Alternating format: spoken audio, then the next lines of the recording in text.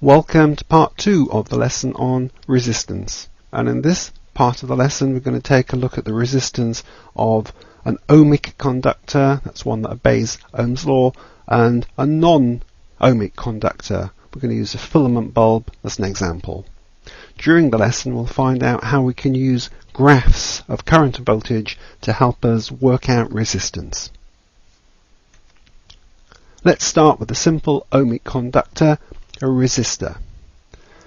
If I want to measure the characteristic curve, IV curve of the resistor, I could use a circuit like this.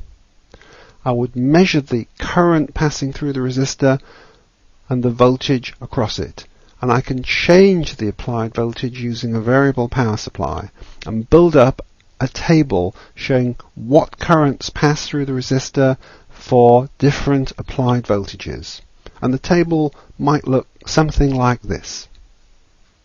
So this table tells us, for example, that when a voltage of 1.5 volts is applied, the current through the resistor is 0.9 of an amp.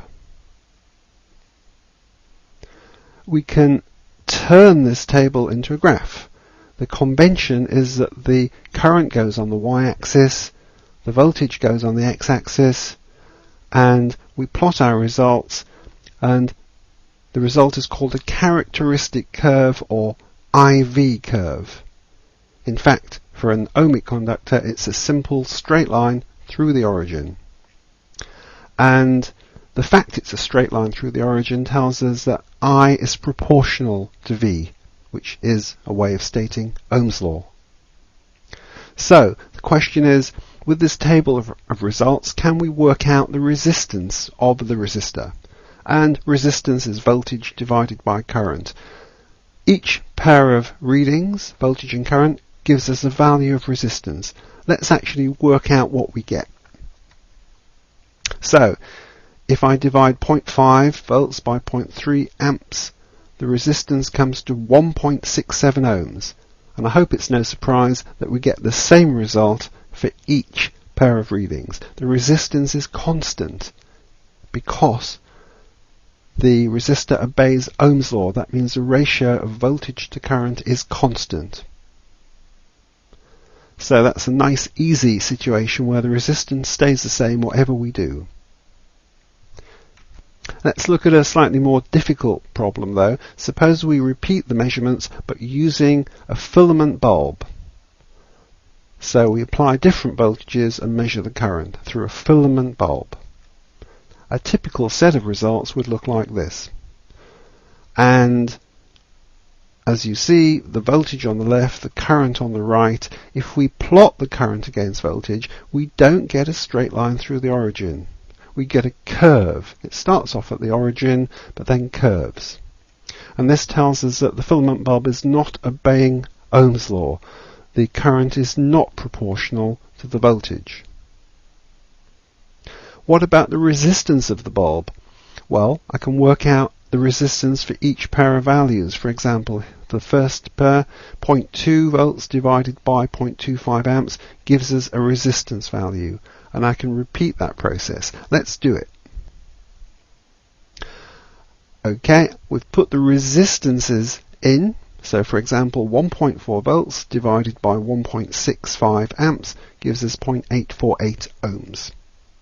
If you look down the resistance column, I hope you can see what's happening. The resistance is gradually increasing as the voltage and current increase.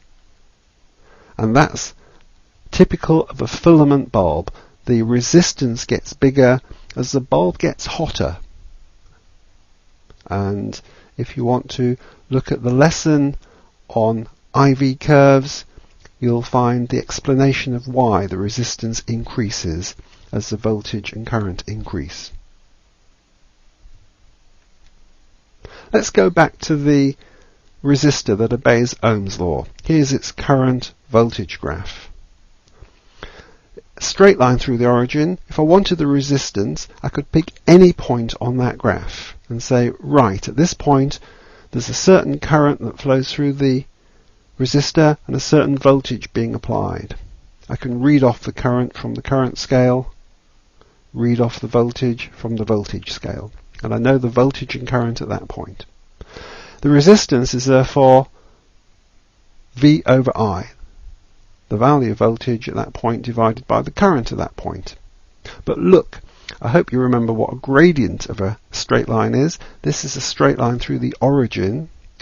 The gradient is what we call the rise divided by the run. And in this case, the rise is I. The run is V. So the gradient of this line is simply I over V. Resistance V over I, gradient I over V. I hope you can see that the resistance is simply the reciprocal or the inverse of the gradient. R is 1 over the gradient. So if I have a current voltage graph, straight line through the origin, we work out the gradient and the resistance is 1 over the gradient. Incidentally, if you do work out the gradient, it has units. The units would be ohms to the -1.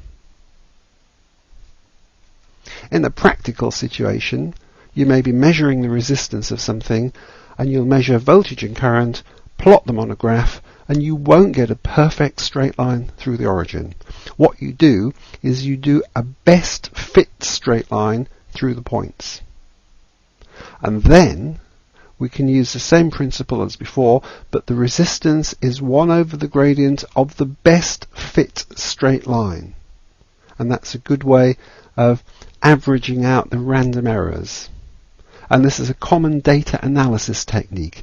We plot a graph, draw a best fit straight line, and work out the gradient or some other feature, maybe an intercept of the best fit straight line. So that's the way you should do it in a practical investigation. Sometimes it might be convenient to reverse the voltage and current axes. You could put the voltage on the y-axis and the current on the x-axis, though that's not the conventional way of doing it. But if you do, note that the gradient of the straight line is V over I. If you plot the graph this way round, resistance is V over I, gradient is V over I, so in fact the resistance equals the gradient. In that case, the gradient would have units of ohms. Let's think about how we can find the resistance from a characteristic that's not straight but curved. For example, a filament bulb. Here's a characteristic here in white.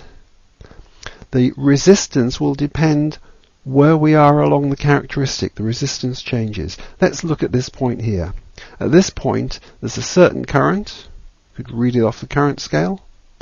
And a certain voltage being applied. Read it off the voltage scale.